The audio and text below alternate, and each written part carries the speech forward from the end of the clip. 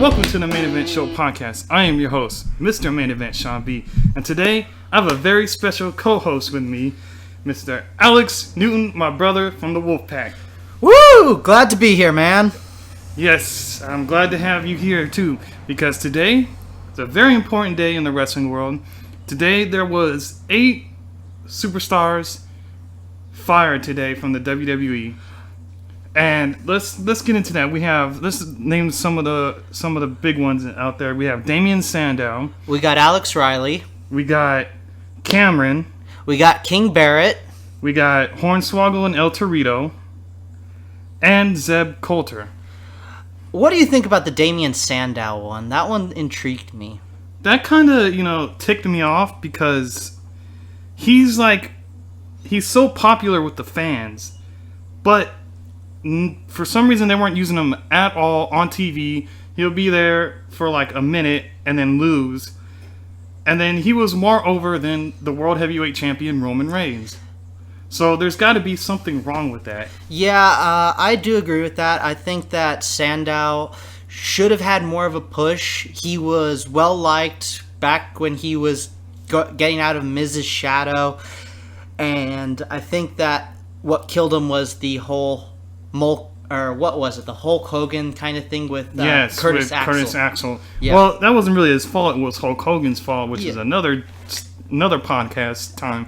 But like I said, he was, like you and I both said, he was very popular with the fans. And if you watch him on Up, Up, Down, Down, his character Sizzle is just hilarious. And every comment section saying that we want more Sizzle, we want more Damien Sandow on TV, and especially as Sizzle, rapping and stuff. But no, Vince McMahon has his head up his you-know-what, because I'm trying to keep this PG here.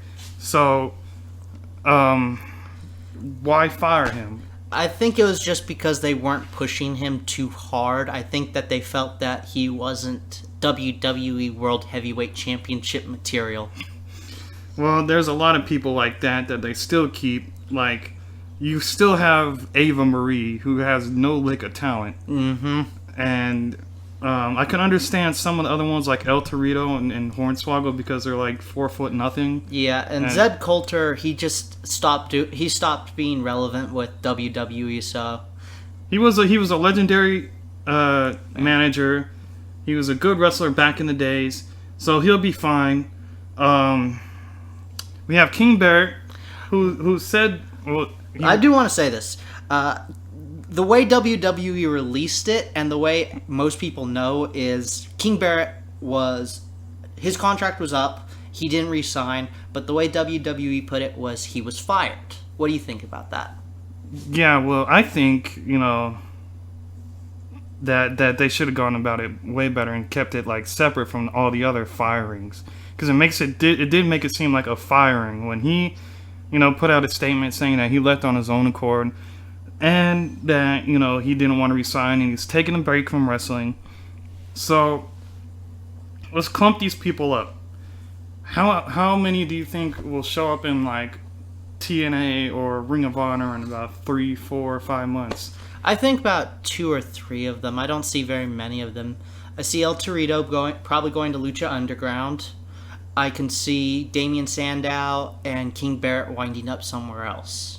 Probably TNA, right? Probably. Same with Alex Riley, most likely. Yeah, I think Alex Riley had potential back when he was with Miz and right after he left. But after that, I just think they just kind of dropped the ball on him. Yeah, he went down to NXT and hasn't done much since. So they released him, and now the big rumor of a big, huge release is, they're saying Randy Orton, but personally with me, the most recent goings-on with Ryback, I think it might be Ryback, because he wants, he's saying it's just a contract dispute, but Ryback seems like he really wants to be out of the company. Yeah, I saw the interview that he did a couple weeks ago, and I do agree. I think he's done with WWE.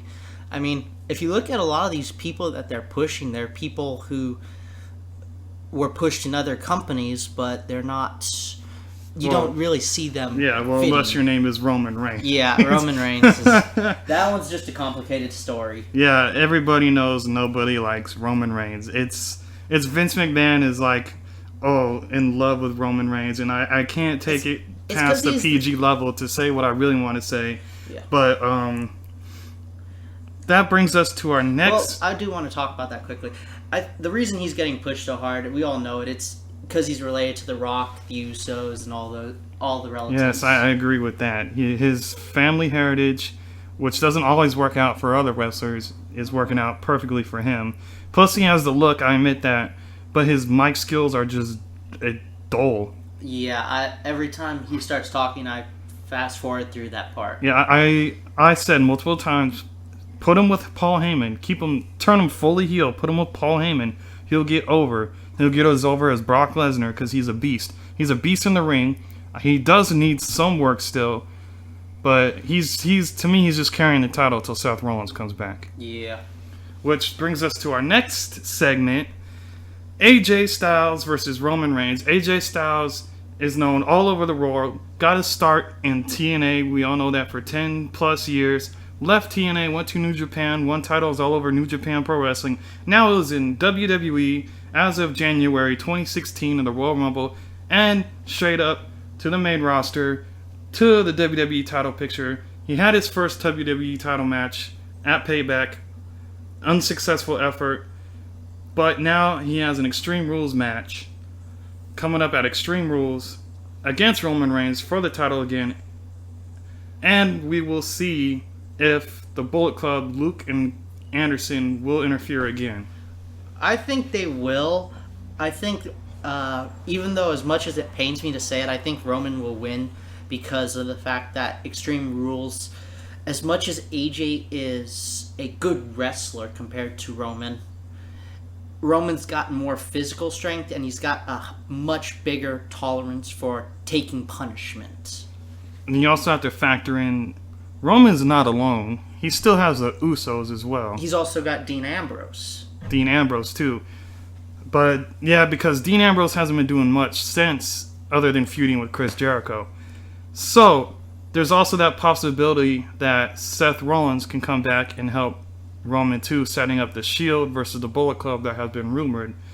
Also, we have one factor that we have not factored in yet that could also be a possibility. Could it be the other member of the Bullet Club, Finn Balor? That is exactly what I'm thinking of. If you don't know already, Finn Balor, Prince Devitt, in New Japan Pro Wrestling was the original Bullet Club leader. So, he can come up and make Bulletproof or Balor Club or whatever they're going to call it. He can either say, yo, AJ, I'm here to help, or AJ, I'm here to just kick your ass because I am the true leader. What do you think? I'm kind of split on it. I would like to see the Bullet Club or whatever they're going to call it reunited, but I also want to see what he's capable of because we've never seen those two actually face off. You talking about AJ Styles and Balor. I agree. I think that would be an amazing matchup, and I think that would be a 5-star match. It might beat Shinsuke Nakamura and Sami Zayn out of match of the year if they have it this year, to be honest. So I would like to see them together just for the nostalgia sake of it. And one person that's not in the WWE right now that I would love to see join her husband, Luke Gallows, is our personal friend, Amber O'Neil. Yes. The Bullet Babe, as she calls herself.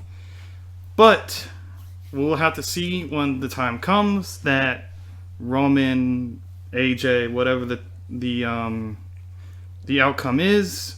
So let's get on to another subject. I don't know if you watched NXT this weekend or this past week, but Eric Young debuted. I did hear about this. And he faced off against Samoa Joe, his old friend. What do you feel about all these TNA guys coming in, these older established TNA guys coming into WWE or NXT? I feel that it's a good thing for NXT because it gives them a lot. If you look at the roster, it's a bunch of guys who wrestled for a few years. they've got nobody who can actually tell them, hey, you're doing this wrong, or hey, you should do it this way. But when you add older wrestlers to a roster, it can help them develop to a whole new level that you can get to with just coaches. And how do you feel that Bobby Roode and Eric Young came to NXT because apparently TNA owed them over 6 figures and they weren't paid? Everyone knows TNA has been a wreck for a long time, so it doesn't surprise me. But I think the fact that TNA has always had its issues, and they always were the people you'd associate with TNA because they've been there longest, pretty much. They don't leave very often. They're there all the time. But as soon as they left, I knew that they were going to come to WWE. It was just a matter of time. Yes. So Austin Aries is also there, and for some reason he's, like he said on NXT last night, or Wednesday night, excuse me, he's flying under the radar. They made a big deal about him coming in at first, but now he's just kind of flying under the radar. Are you afraid that he might be a jobber or a mid-carder at best, or do you see him as a main eventer? I see him as a main eventer. He's always been a main eventer. He's good on the mic. He's got the skill. He's got the athleticism. He's got the determination. He's got the heart. He's got everything. I definitely agree with that. And what about, the history with Asian superstars in WWE? How do you feel about Shinsuke Nakamura's chances? Right now in NXT, he's doing great because Triple H knows, and Triple H isn't really out of touch like Vince McMahon is, but what do you think?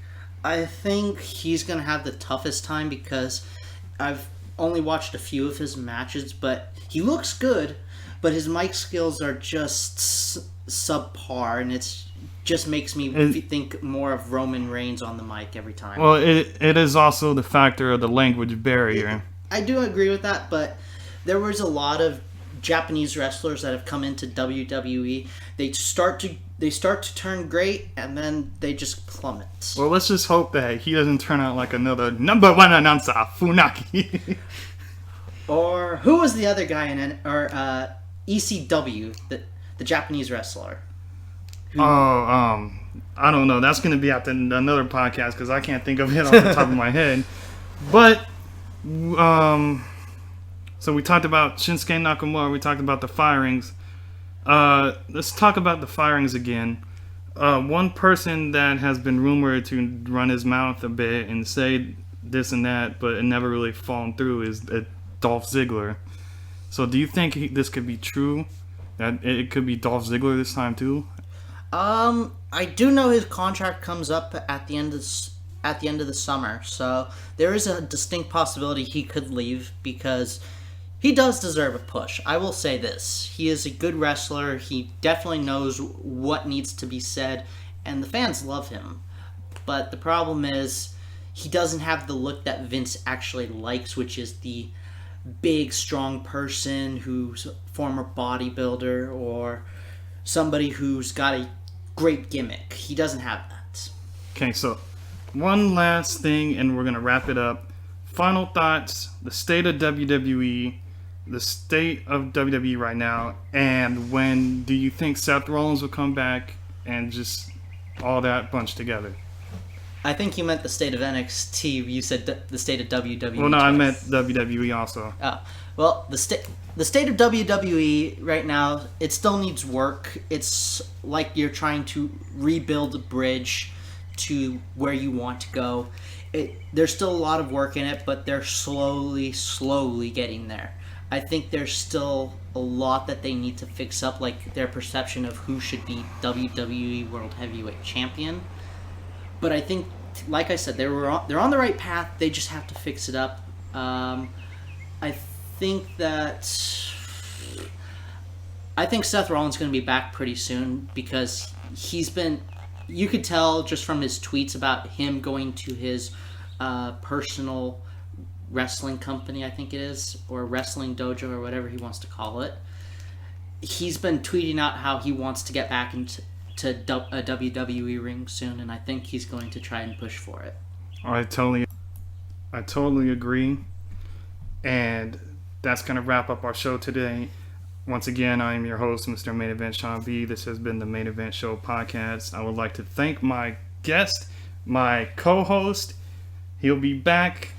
Thank you for coming. Yeah, no problem. I'm glad to be here. Thank you for having me. So next time we'll have to do more of this, and definitely WrestleFest in October, which I'll keep you guys more informed about later when the time comes. Thank you for joining us.